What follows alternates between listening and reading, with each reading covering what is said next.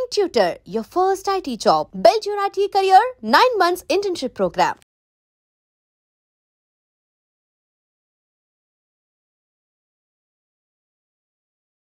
అండి ఈనాటి దిల్సే with me అంజలి కార్యక్రమానికి స్వాగతం. మరి ఈ రోజు నా గెస్ట్ ఎవరో తెలుసా మీకు?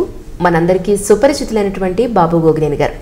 మరి ఆయన్ని అడిగి మనకి తెలియని బోల్డ్ అనే విశేషాల గురించి తెలుసుకుందాం. గోగినేని బాబు గారు నమస్కారం అండి. నమస్కారం. ఎలా ఉన్నారు సార్? వెరీ బిజీ అండి కదా. మీ షోస్ అన్నీ చూస్తున్నాను, టాక్ షోస్ అన్నీ కూడా. బట్ అంటే నాకు ఒక డౌట్ వచ్చింది సార్. మేబీ షోస్ చూస్తున్నప్పుడు ఇంత చదువుకున్నారు, వెల్ ఎడ్యుకేటెడ్, ప్రపంచం మీద సమాజం మీద ఇక్కడ మన భారతదేశంలో మనం ఫేస్ చేస్తున్న ప్రతి సమస్య మీద మీకు ఇంత అవగాహన ఉంది. కానీ పర్టికులర్గా ఈ మూఢనమ్మకాల మీదే మీరు ఫోకస్ చేయడానికి గల కారణం ఏమిటి? అంటే నిజానికి అంత అవగాహన ఏం లేదండి. కాకపోతే కాస్త చదువుకుంటాం కాబట్టి, మిగతా వారు చదవట్లేదు కాబట్టి కొంచెం మనం వారికంటే పైన ఉన్నట్టుగా అనిపిస్తాం. I have a basic understanding, not a deep understanding about these. But my understanding is from a human-centered approach. That is for sure. మూఢనమ్మకాల మీద ఎందుకు అని అంటే ఇంకెవరూ చేయట్లేదు కాబట్టి. ఇప్పుడు నాకు రాజకీయం అంటే చాలా ఇంట్రెస్ట్ ఉంది, ఎకనామిక్స్ అంటే I really I'm fascinated by it. But there are so many to talk about it. మన అవసరం లేదు అక్కడ. రెండోది, రాజకీయాల విషయాలన్నీ కూడా మన దేశంలో పార్టీ పొలిటికల్ మ్యాటర్స్గానే ఉన్నాయి. They are not about real politics, they are about power struggles. ఈ కాన్ఫ్లిక్ట్ ఆఫ్ ఇంట్రెస్ట్ గ్రూప్స్తో నడుస్తున్న వ్యవహారం మన దేశంలో రాజకీయం. దాంతో ఉतना दिलचस्पी नहीं है. But on the other hand మూఢనమ్మకాల విషయం చాలామంది, ఇప్పుడు నేను టీవీలో కనిపిస్తాను కాబట్టి నన్ను అనుకోవచ్చు, వేల మంది ఉన్నారు మిత్రులు, colleagues who do a lot of work. కాకపోతే గొంతు పెద్దది కాబట్టి మనం టీవీలో కనిపించినప్పుడు ఎక్కువ నోటీస్ చేస్తూ ఉంటారు. బట్ ద ఫ్యాక్ట్ ఈజ్, ఏ దేశమైనా ఏ సమాజమైనా ముందుకు వెళ్ళాలి అని అంటే ఫస్ట్ ఈ విశ్వంతో ఒక సంబంధం ఉండాలి. అది ఒక రియలిస్టిక్ రిలేషన్గా ఉండాలి. ఇప్పుడు ఉదాహరణకు చూడండి, ప్రపంచమంతా మాయా అని అనుకున్నారనుకోండి, అంటే ప్రపంచం లేనట్టేగా. మరి లేని ప్రపంచంలో మనం మంచి చేయాలని ఎందుకు అనుకుంటాం? అనుకోము. చనిపోయినాక ఇంకేదో లైఫ్ ఉంటుంది, స్వర్గమో నరకమో, అంటే ఇది నిజం కాదుగా. సో మీరు చెప్పినట్టుగా ఇప్పుడు మిమ్మల్ని మధ్యలో అబ్జెక్ట్ చేస్తున్నాను. ఎందుకు అని అంటే, ఇప్పుడు మంచి చెడు ఏదైతే ఉందో, పాపం పుణ్యం అనేది ఏదైతే ఉందో, అప్పుడు మరి నిజంగానే పుణ్యం చేసిన వాడికి ఒక గతి, పాపం చేసిన వాడికి ఒక గతి అనేది ఉండదంటారా మీ ఉద్దేశ ప్రకారం? లేదండి, ఒకసారి చుట్టూ చూస్తే తెలిసిపోతుంది. ఇప్పుడు పాపం చేసిన వాళ్ళు, పుణ్యం చేసిన వాళ్ళు అని మీరు అంటున్నారు. అది టిపికలీ రిలీజియస్ లాంగ్వేజ్. ఓకే, మంచి చెడు అన్నదే కరెక్ట్ వర్డ్స్. ఎస్. ఇది అమీన్ ఉన్నాడు, అంతమందిని చంపాడు, హాయిగా సౌదీ అరేబియాలో చచ్చిపోయాడు. హాయిగా చాలా వయసు వచ్చాక మామూలు న్యాచురల్ డెత్ అన్నమాట.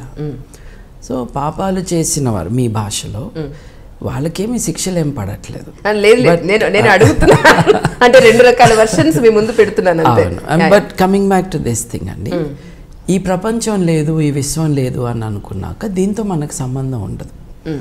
అట్లాగే దీని తర్వాత ఇంకేదో ఉంది అని అనుకున్నప్పుడు మనం ఇక్కడ బతకడం ఆపేసి అప్పుడు అక్కడ ఎట్లా బతకాలో ప్లాన్లు వేసుకుంటూ ఉంటాం.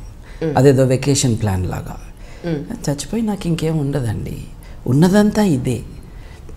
ఉన్న ఈ జీవితంలో మనం మంచి కానీ చెడు కానీ, ప్రతిఫలం కానీ పనిష్మెంట్ కానీ ఇక్కడే ఉండాలి, ఇక్కడే జరుగుతుంది. సో ఈ పరిధిలో మనం బతకాలి అన్నది ఒక రియలిస్టిక్ అండర్స్టాండింగ్ ఆఫ్ లైఫ్. మరి ఇది లేకుండా చేస్తున్నారు కదా మూఢనమ్మకాల కారణంగా. ఓ పక్కన ప్రపంచమంతా మాయతో మొదలుపెట్టి ఇదంతా నీ ఊహ అని చెప్పడం దగ్గర నుంచి, ఈ విశ్వం అసలు ఇలా లేదు, ఇంకో రకంగా ఉంది అనేసి ఒక వాస్తవానికి సంబంధం లేని ఒక మోడల్ ఆఫ్ ది యూనివర్స్ని మన ముందు పెట్టేశారు. ఇప్పుడు అది 7 గుర్రాల మీద సవారీ చేసే సూర్యుడు కావచ్చు, లేదు వైశ్యకులం ఉన్న చంద్రుడు కావచ్చు, లేకపోతే అందంగా ఉండి కూడా శూద్రగ్రహం అనిపించుకుంటున్న శని గ్రహం కావచ్చు. అసలు any relation with reality? No. Relation with the caste system. అంటే మనుషుల సమాజాన్ని అంతా నాశనం చేసేసినాక వీళ్ళకి ఇంకా ఎక్కువ తీరుకుంది కాబట్టి వీళ్ళు ఈ డివిజన్ ఆఫ్ సొసైటీని విశ్వానికి కూడా వర్తింపజేసే అంత ఘనులు వీళ్ళు. Going unopposed. పొద్దున్న 7ంటికి స్పాన్సర్డ్ స్లాట్లో కావచ్చు, సాయంత్రం 4ంటికి యంత్రాలు అమ్ముకున్నప్పుడు కావచ్చు, లేదు రిలీజన్ ఛానల్లో ప్రేయర్ ఆయిల్లతో దొంగ పనులు చేసేవాళ్ళు కావచ్చు, పీస్ ఛానల్ అని గాడ్ ఛానల్ అని అబద్ధాలు చెప్తున్న వాళ్ళు కావచ్చు. వీళ్ళందరూ ఏం చేస్తున్నారంటే చూడండి, మనుషులందరికీ కూడా మంచిగా ఎలా బతకాలి అన్నది ఈజ్ ఎ ప్రైమరీ క్వశ్చన్ మనందరికీ. ఈ ప్రశ్న లేనివాడు మంచిగా ఉండలేడు అసలు. సరే, మీ ఉద్దేశ ప్రకారం మంచి మనిషి అని అంటే దానికి స్పెసిఫికేషన్స్ ఏమిటి మీ ఉద్దేశ ప్రకారం? ఎవరికి వారు వారి జీవిత ఉద్దేశాలను వాళ్ళు నిర్ణయించుకోవాలి. బట్ మంచి చెడు అన్నది it is a matter of rights and the balance of rights. We can come to that అండి. బట్ ఈ ప్రతి మనిషికి ఉన్న ఈ ఉద్దేశాలు ఉంటాయి చూడండి. నేను మంచిగా ఉండాలి, మంచిగా ఉండాలి అని అంటే అసలు మంచి ఏంటో తెలుసుకోవాలి. మంచి ఏంటో తెలుసుకోవాలి అన్న తాపత్రయం మనందరిలో ఉంటుంది. ఈ రియల్ హ్యూమన్ నీడ్ ఏదైతే ఉందో, ఇప్పుడు కుక్కకు అట్లా ఉండదు కదండి, నేను మంచి కుక్కగా ఉండాలి అని. పులికి ఉండదు. అంటే ఏంటి, వాళ్ళు మనుషులు కాదు కదా, వాళ్ళ సహజాతంగా వచ్చిన ఇన్స్టింక్టివ్ బిహేవియర్ని యానిమల్స్లో చూస్తాం. మనం ఎందుకు గొప్పవాళ్ళము? అందరూ అంటారు ఆల్ లైఫ్ ఈజ్ ఈక్వల్ అని. అంతా ట్రాష్ కదా. Human life is far superior to everything else. అంటే బయాలజికల్ బేసిస్లో this is life, that is life. But the human achievements are stupendous. ఈ human achievements, what defines us as human is this ability to think, a sense of morality, the quest for knowledge. అలాగే స్వేచ్ఛ పొందాలి అని. ఈ స్వేచ్ఛని నేను pursue చేసేటప్పుడు సాటి మనిషికి ఇబ్బంది కలగకుండా ఉండాలి అని అంటే నాకు ఎన్ని ఫ్రీడమ్స్ ఉండాలో దానికి కొరాలరీగా ఎదుటి వాళ్ళకు కూడా అన్ని ఫ్రీడమ్స్, వీటిని గ్యారంటీ చేయడానికి రైట్స్ కావాలి. So this is a broad framework of how to live and so on. So మనందరికీ ఇది ఉంటుందండి, at different levels of sophistication. So మనం బాగా బతకాలి అని అనుకుంటున్నాం. ఎలా బతకాలి అన్న ఆలోచన మనకు వస్తుంది. అంటే కిక్కిరిసిపోయిన బస్సులో ఆఫీస్కి వెళ్ళి కానీ, మధ్యాహ్నం లంచ్ చేసి కానీ, సాయంత్రం ఇంటికి వచ్చి కానీ అలసిపోయిన తర్వాత అందరికీ అవకాశం ఉండకపోవచ్చు. కానీ ప్రశాంతంగా ఓ రోజు మీరు కూర్చుని, కరెంటు పోయిన రోజు, ఏ లైటు పొల్యూషన్ లేనప్పుడు, లేదు మీరు ఊరెళ్ళినప్పుడు ఒక నులక మంచం మీద కూర్చొని ఆకాశం వెంక చూస్తే వస్తాయి ఈ ప్రశ్నలు. అసలు మనం ఏంటి, మనం ఎక్కడి నుంచి వచ్చాము, జీవితం అంటే ఏంటి, ఆ 4 నక్షత్రాలు, ఆ 10,000 నక్షత్రాలు మీరు చూస్తూ ఉంటే you get transported somewhere else. Then we are face with these grand dilemmas of life, these wonderful questions of life. వీళ్ళందరూ దానికి ఆన్సర్ చెప్పడానికి వచ్చారుగా, ఆ ఆన్సర్ తప్పు కదా. అందుకని ఐఎమ్ ఫోకసింగ్ ఆన్ దాట్. ఇప్పుడు సరిగ్గా బతకాలి అంటే ఏమిటి అని అంటే, నువ్వు ఫలానా పూజ చెయ్యి అని చెప్తున్నారు. అంటే ritualism as an answer to the grand questions of the human mind. నువ్వు ఇది చేస్తే చాలు, ఇది చేస్తే నువ్వు నరకానికి వెళ్ళకుండా బతికిపోతావు. అలా చెప్పే వాళ్ళకి వ్యతిరేకమా, అలా చెప్పడమే వ్యతిరేకురా మీరు? రెండు. దీని మీద వ్యాపారం చేసుకునే వాళ్ళపైన particularly I'm angry about it and I'm targeting them. ఎందుకంటే నువ్వు బాగా బతుకు అని చెప్పడానికి డబ్బులు కావాలండి. డబ్బులు తీసుకుని చెప్పడం ఏంటండి? అంటే ఒకరికి హితవు చెప్పటానికి వాళ్ళ దగ్గర నుంచి 5,000 నుంచి 10 కోట్ల దాకా తీసుకున్న ఆధ్యాత్మికవేత్తలు ఉంటే అది నిజంగా ఆధ్యాత్మికతనా అన్న ప్రశ్న రావాలి. These are issues of morality. మనం మనిషి బతకాలి అని చెప్పడానికి ఫీజు తీసుకోవడం ఏంటండి? That is my question. ఏంటంటే మేము సర్వసంగ పరిత్యాగులు అన్న వాళ్ళకి ఇన్ని వేల కోట్ల రూపాయల ఆస్తులు ఉండటం ఏంటి? నేను డబ్బు ముట్టుకొనుగా నా శిష్యుడికి ఇవ్వు అన్నటం ఏంటి? అంటే this shows a duplicity, this shows a falling in morality. ఇప్పుడు this can be done this way, it has to change. ఒక్కొక్కసారి మీరు మెత్తగా చెప్తే కుదరదు, ఛాలెంజ్ చేయాల్సి ఉంటుంది. My challenge is to those who are making a business of the noble quest for freedom, for meaning in life, for knowledge, and therefore for truth. మీ ఉద్దేశ ప్రకారం ప్రపంచానికి స్వామీజీల అవసరం లేదంటారా? ప్రపంచానికి స్వామీజీల అవసరం అస్సలు లేదండి. ఎవరు అవసరం ఉందంటారు? ప్రపంచానికి తమ జీవితాల గురించి తామే ఆలోచించుకునే మనుషులు కావాలండి. ఎవరో ఎక్కడి నుంచో వచ్చి చెబితే మనకు వచ్చేదేమీ లేదు. మనం ఇప్పుడు స్వామీజీ అక్కర్లేదు అని అంటున్నాను. What I really mean is we may need teachers of morality but not preachers of morality. ఇప్పుడు వారి జీవితం could be a model for others. ఆదర్శవంతంగా కొంతమంది బతకటం అన్నది itself is a lesson to others. ఆయన అలా బతికారు, ఆవిడ అలా బతికారు అంటమే it could be an inspiration to people. But why preaching అండి? ప్రీచింగ్ అంతా కూడా ఒక సామ్రాజ్యాన్ని ఎస్టాబ్లిష్ చేసుకోవటానికి. స్వామీజీలని మీరు నేను అనుకుంటున్నది ఒక కేటగిరీ ఆఫ్ పీపుల్. వీళ్ళు ఒక మల్టీనేషనల్ ఆర్గనైజేషన్ నడుపుతున్నారు.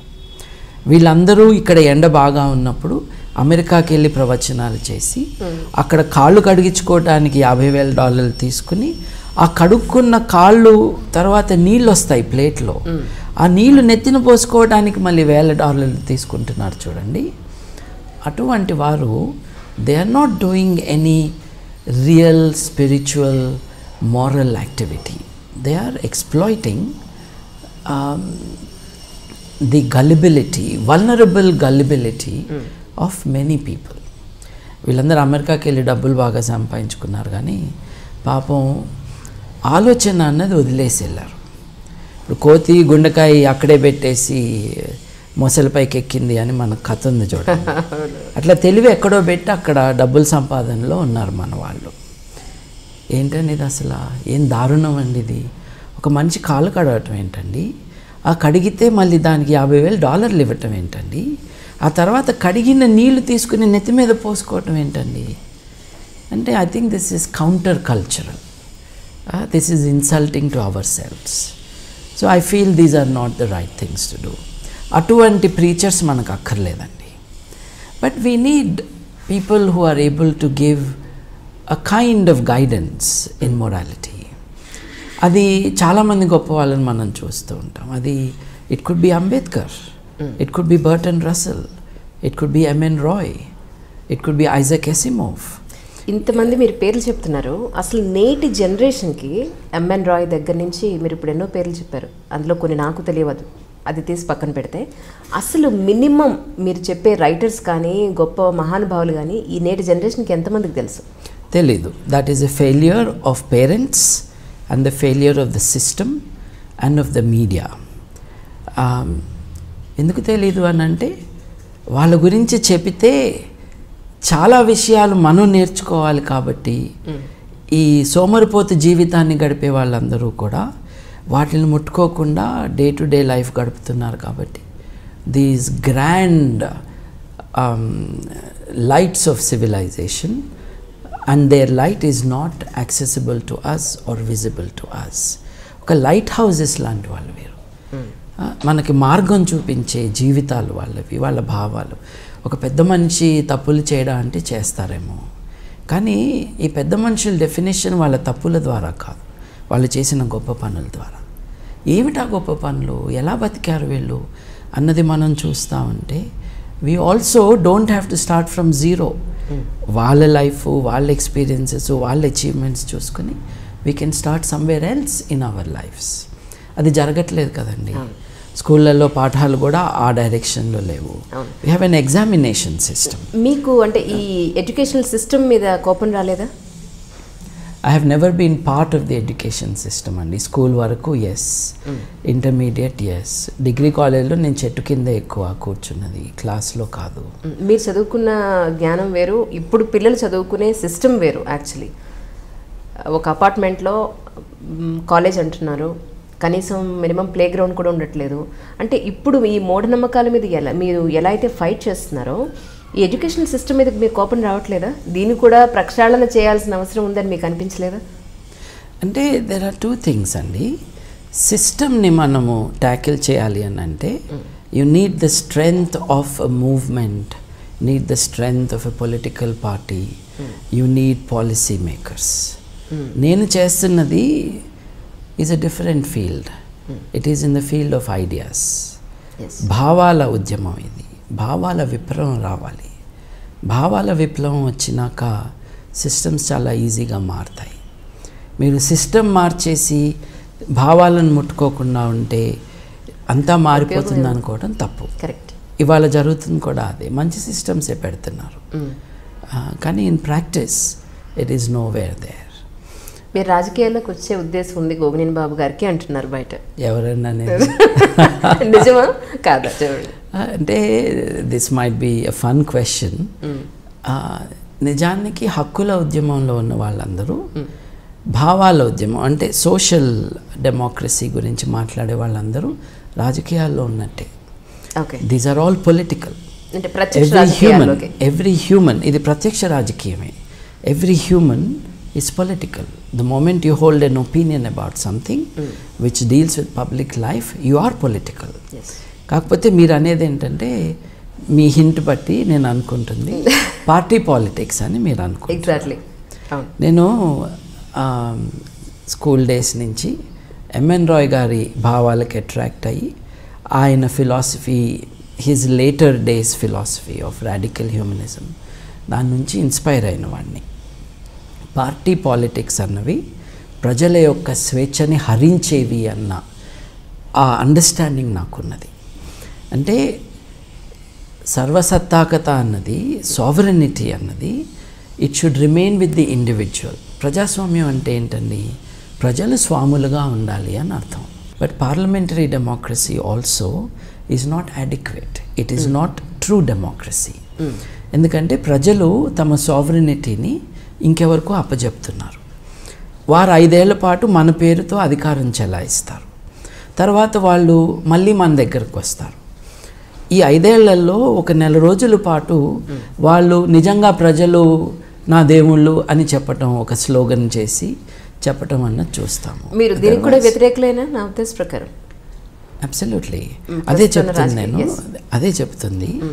సో పార్టీ సిస్టమ్ ఏదైతే ఉందో is a way of taking away the sovereignty of the people in the name of the people.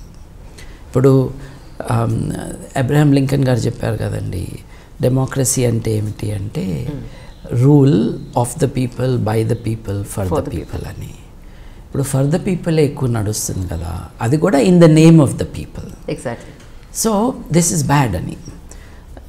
So to answer your question, party politics అన్నవే నేటి ప్రజాస్వామ్యాన్ని నాశనం చేస్తున్నాయని, ఇవాళ ఉన్నది ప్రజాస్వామ్యం కాదు పార్టీ స్వామ్యం అని నమ్మే వాళ్ళల్లో నేను ఒకరిని, స్ట్రాంగ్గా నమ్మే వాళ్ళల్లో.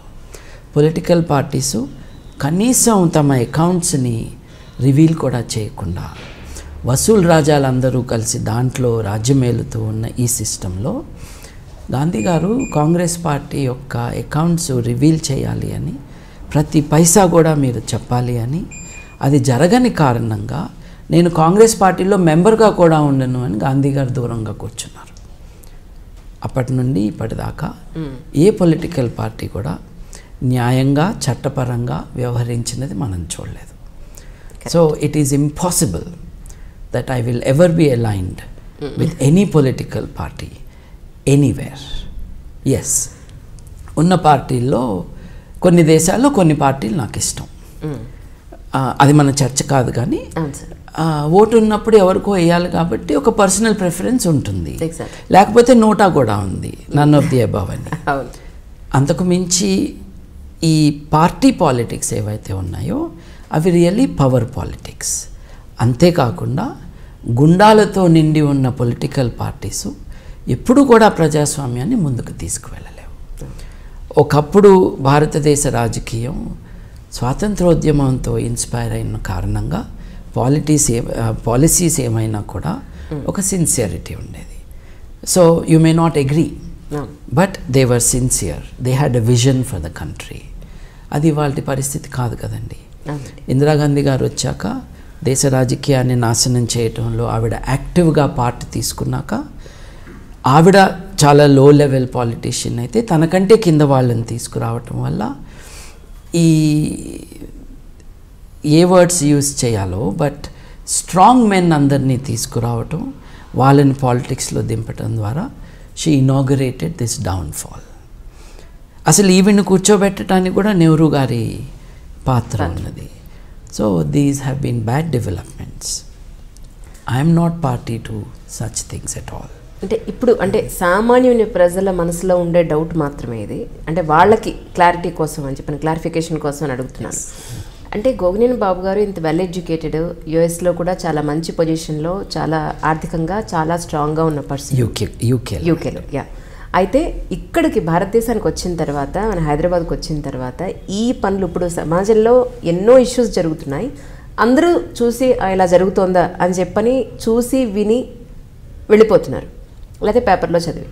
మీరు మాత్రమే ఫైట్ చేస్తున్నారు. దీనివల్ల మీకు ఎంతో డబ్బు ఖర్చు, సమయం చాలా గడిచిపోతూ ఉంటుంది. మీకు వచ్చేది ఏమిటి ఇందులో అనేది అడుగుతున్నారు.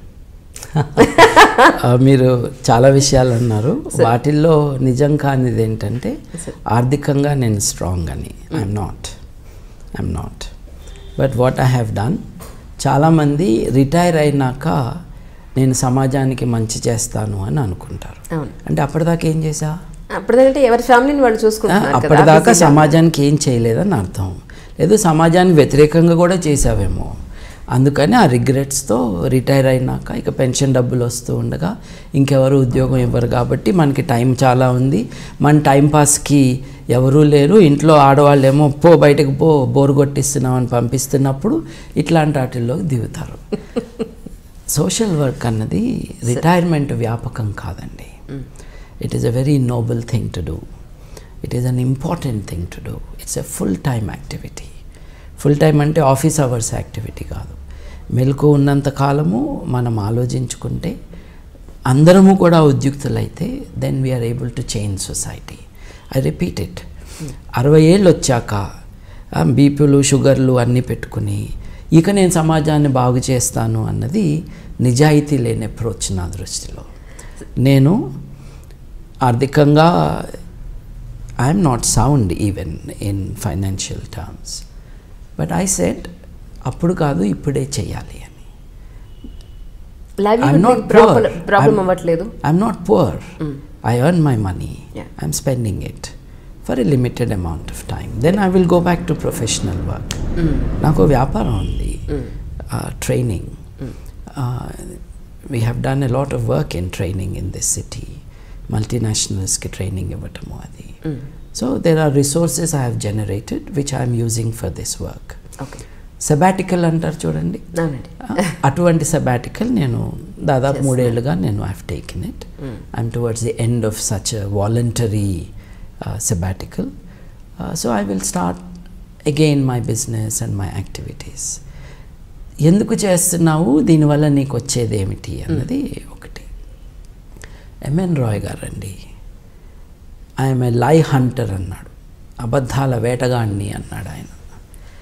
ఈ మానవవాదోద్యమంలో, హేతువాదోద్యమంలో ఉన్నవాళ్ళు they are fighting lies and deception. ఈ లైస్ అండ్ డిసెప్షన్స్ అన్నవి కొంతమంది క్వశ్చన్ చేయరు. ఏ ఫీల్డ్లో చేయరు అని అంటే, ఇప్పుడు చిట్ ఫండ్ పెట్టారనుకోండి, బ్లేడ్ కంపెనీలు ఉంటాయి, ఆ కంపెనీని దాడి చేయడానికి మీడియా వారు కానీ ఆర్డినరీ పీపుల్ కానీ they come forward and they attack it. It is a kind of economic deception that people are immediately responsive to. సడన్గా ఒక రంగు దుస్తులు వేసుకున్న వ్యక్తి కానీ, గడ్డం పెంచుకున్న వ్యక్తి కానీ వచ్చేసి దేవుడి పేరుతో నేను ఇదంతా చేస్తున్నాను అన్నప్పుడు అందరూ జంకుతారు. The difference between some of those who fight blade companies for example and me is ఈ ఫీల్డ్ని వాళ్ళు టచ్ చేయట్లేదు కాబట్టి, ఎవరు చేయని కారణంగా it becomes a big business కాబట్టి we should talk about it అని. అమెరికా ఉందండి, అమెరికాలో చర్చిల పేరుతో చేస్తున్న మోసాలు అక్కడ చేస్తున్న ఆర్థిక నేరాలు. ఇట్